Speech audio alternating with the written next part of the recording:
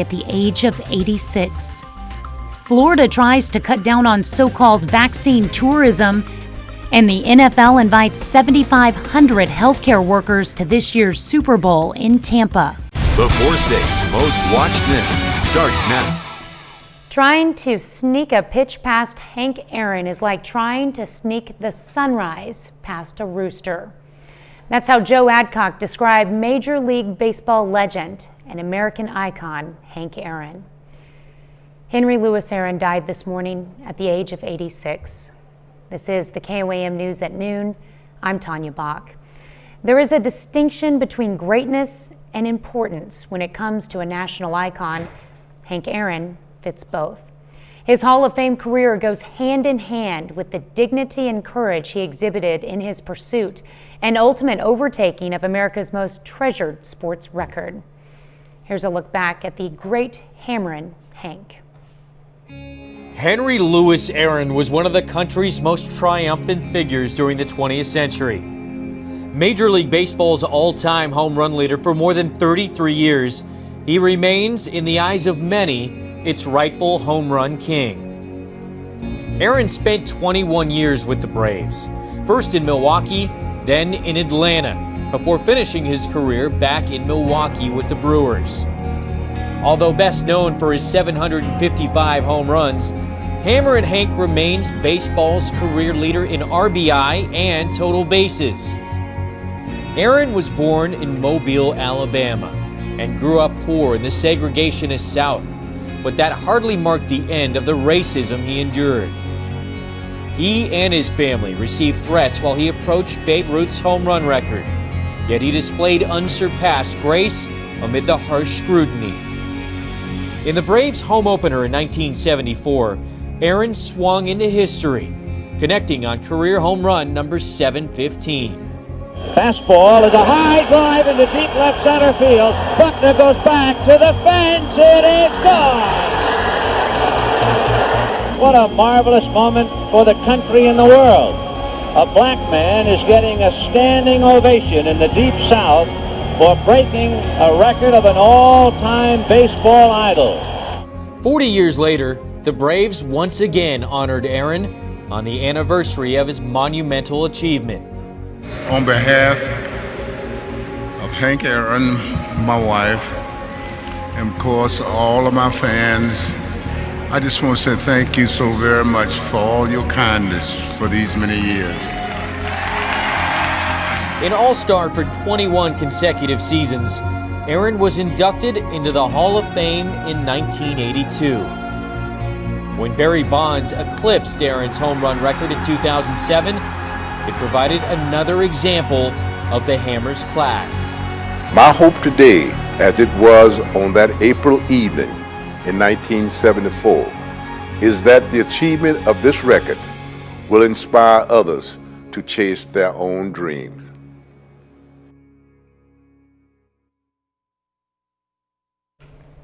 It's important to chase your dreams, that's for sure. That was a great piece. Yeah. All right, so I'm gonna explain this a little bit right here. It was like a gut punch this morning. I think that people that watch us in the morning, people that watch us at noon, know what a baseball fan I am, and it was truly like a gut punch. And coincidentally enough, the Cincinnati Reds and Hank Aaron are inextricably linked. And I know it sounds weird, right? He spent all but 2 years of his life as a Milwaukee Brave and Atlanta Brave before he was traded back to the Milwaukee Brewers. But it was April 8th, 1974, that Hank Aaron hit home run number 714 to tie Babe Ruth. He did so at Riverfront Stadium in Cincinnati, Ohio. It just so happened, and I'm gonna make a weather tie-in here, it just so happened that 5 days earlier was what we call in Central Ohio, the Xenia tornado. Oh. It essentially took that town off the map. And there were a lot of people looking for some solace. Two of those people being my parents. And so, like, I've heard my dad tell the story time and time again, and he remembers it. He actually sent me pitch by pitch, play by play of Hank Aaron's at bat. Wow.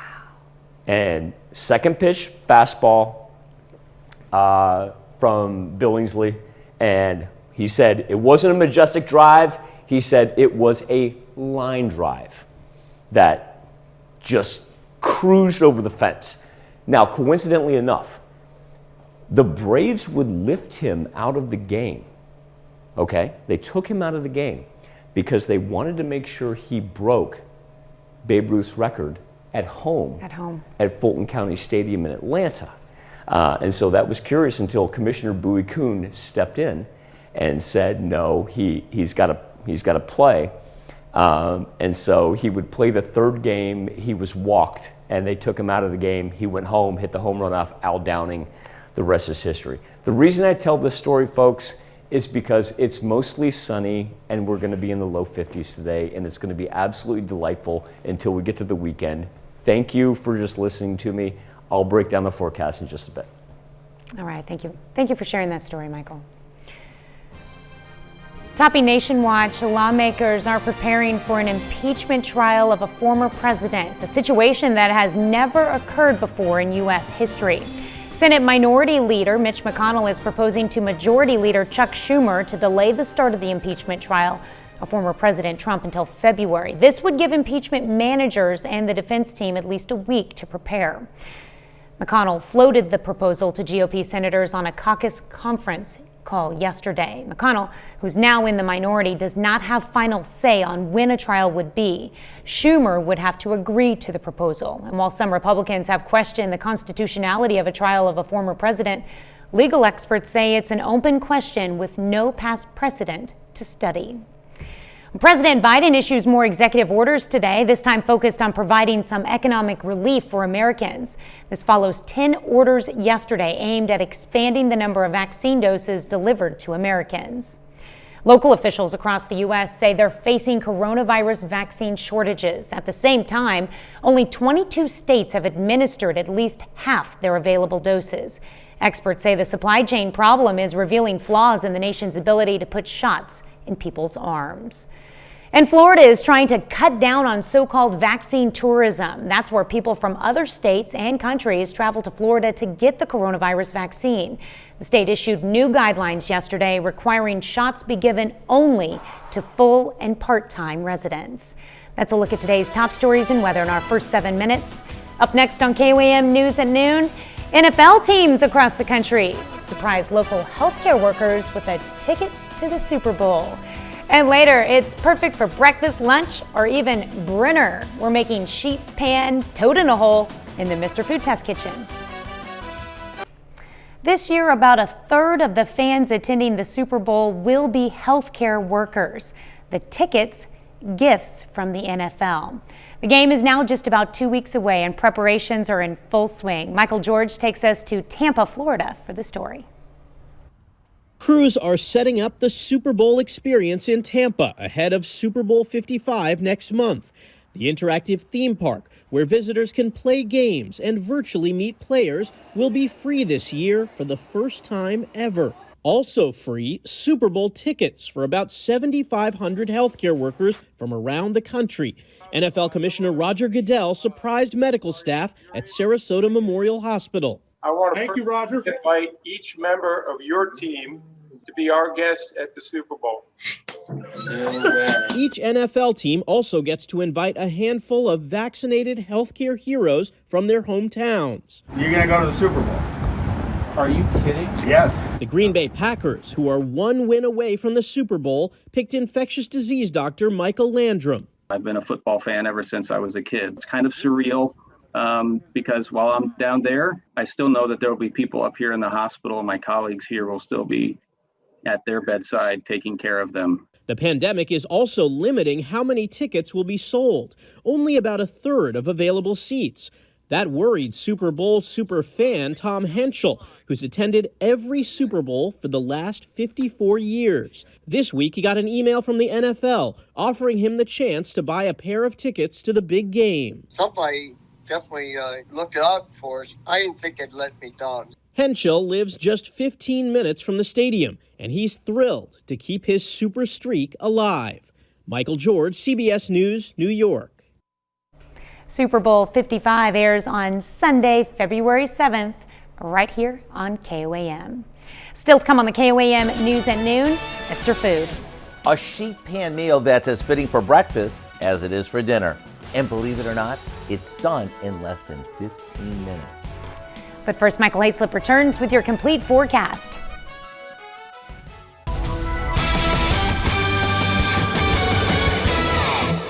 Do a little deep dive into history here, and I'll explain why I'm wearing the jersey with the passing of the great Hank Aaron.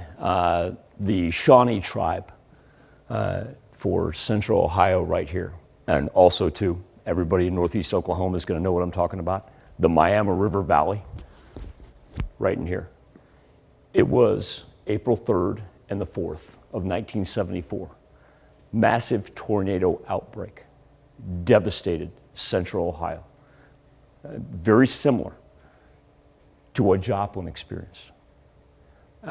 I go back and I hear the stories and whatnot. Now, 5 days later, in 1974, in Cincinnati, Ohio, that's where Hank Aaron would hit his 714th home run off Jack Billingham. He would go on, he would hit 733 home runs as an Atlanta Brave. Curiously enough, his last home run as an Atlanta Brave before he was traded to Milwaukee would come off of Raleigh Eastwick, who was pitching for the Cincinnati Reds. The reason I tell the story is because it's got a little weather tie to it, but also too, I remember my dad and grandfather telling me the story about going through Xenia, Ohio on their way to that opening day to watch Hank Aaron play. And like I said, passing of an American icon and legend. I don't care whether it was sports or not. It's just, that's how important Hank Aaron truly was. Skywatch Storm Tracker here in the 4 states, we are clear as can be. And I tell you what, even though it's a little bit cooler than yesterday, the sunshine kind of makes it feel a little bit better. We've got a whole bunch of low to mid 40s on the board. Excuse me, 43 being the dominant number down in the south, 41s, but then as we push up into the north, we actually see some high 30s. Now, as far as future track goes, here's the great thing about it. We're going to be clear for the rest of the day. But we do have changes on the horizon. What we'll do is we'll concentrate on Gulf moisture that's going to rise up from the south. Number one, cloud cover is going to present itself for Saturday afternoon. Then we start with rain. But that's not until late Saturday night. Don't let that change your Saturday plans at all. We'll be fine on that. And we're going to stay above the freezing area. So everything in the Ozarks, that may flip over, but we're just looking at rain, especially along and south of I-44. Sunday is where it gets a little tricky, because that's where we're going to look at some widespread rain that is actually going to be able to gather up here. Snow stays to the north. Rain is going to be upon us. And once it starts raining, I'll tell you what, we got a little wet into January here, as our temperatures are not only going to plummet, but the rain chances stick around. If you want to get anything done outside, Tuesday is going to be your best bet, because after that, there's a good chance we flip over to snow by the time we get to Wednesday. We'll be prepared for it when it comes, hopefully. All right, thanks, Michael. We take this time to honor today's 4-state hero, Private Second Class Kimberly Bennett in the U.S. Army. Soldier hails from Miami, Oklahoma. She joined the Bravo Company in 2006 and earned the Discipline Proficiency Award. To Private Kimberly Bennett, we thank you, our 4-state hero. Well, today's recipe is a new one for me, but apparently there's a few others on our noon crew who've been enjoying it for years. Howard shows us how to make a sheet pan toad in the hole in the Mr. Food Test Kitchen. The last thing any of us want to do after making a meal is to clean up a bunch of pots and pans. That's probably why sheet pan cooking has become so popular. If you're not familiar with it, today's recipe will introduce you to the concept. It's a recipe that's perfect for any time of day, including dinner. Well, that's when you serve breakfast for dinner. We start by cutting a hole in the center of 6 slices of country-style or sourdough bread. We butter one side and place it butter side down on a baking sheet. Next, we crack an egg into each hole and sprinkle it with some Parmesan cheese and a bit of salt and pepper. All that's left to do now is bake them until the eggs are cooked just the way you like them. Ooh. Once they're done, we'll top them with some crumbled bacon along with some sliced scallions. That's it. Whether you serve this for a hearty breakfast or a fun change of pace dinner, you're going to love how all the flavors and textures come together. If you'd like to try the recipe for our sheet pan toad in a hole, simply visit our website. I'm Howard with Hungry Kelly in the Mr. Food Test Kitchen, where today we found an easy breezy way for you to say, ooh, it's so good. That looks fun to make. You can find this recipe along with a lot more good food from the Mr. Food Test Kitchen online. Just go to our website at KOAMnewsnow.com. Here's a look at our 4 state market prices.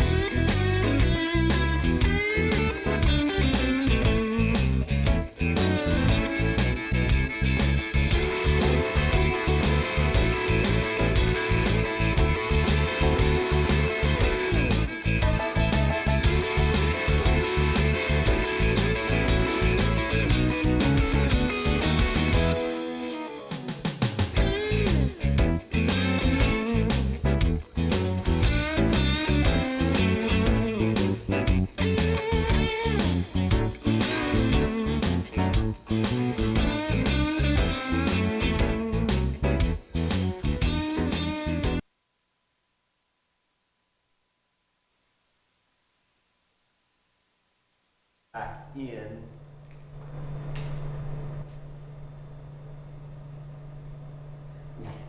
Drop back into the 20s. Over to Dow to look at what's coming up tonight at 5. Well, that makes speechless. Well, coming up at 5. Virtual learning has changed the way families and school districts think about education, and now it has teachers shifting their careers. Why many are now online only and plan to stay that way even after the pandemic ends.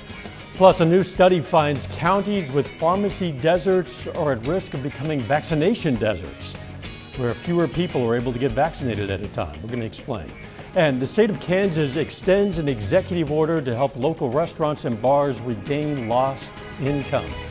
Those stories, a lot more, of course, coming up on KOAM News at 5. All right, thank you, Dow. Thanks for joining us for KOAM News at noon. We'll see you right back here at 5 o'clock.